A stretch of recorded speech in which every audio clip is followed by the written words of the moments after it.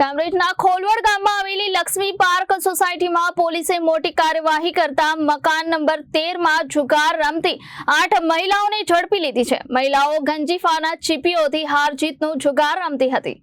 કામરેજના ખોલવડ ગામમાં આવેલ લક્ષ્મી પાર્ક સોસાયટીમાં પોલીસે મોટી કાર્યવાહી કરતા મકાન નંબર 13 માંથી જુગાર રમતી 8 મહિલાઓને ઝડપી લીધી છે। મહિલાઓ ગંજીફાના ચીપીઓથી હાર જીતનો જુગાર રમતી હતી।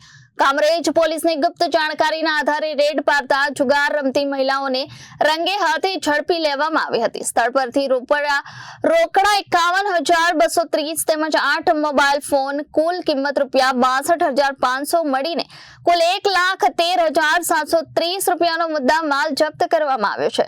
હજુ સુધી મળતી વિગતો મુજબ તમામ મહિલાઓ લક્ષ્મી પાર્ક સોસાયટીમાં જ રહે છે અને ઘરના મકાનમાં બેઠા બેઠા જુગાર રમતી હતી। હાલ કામરેજ પોલીસ દ્વારા વધુ તપાસ શરૂ કરવામાં આવી છે। રિપોર્ટર કૃષ્ણા સોની, જનાદેશ ન્યૂઝ, કામરેજ।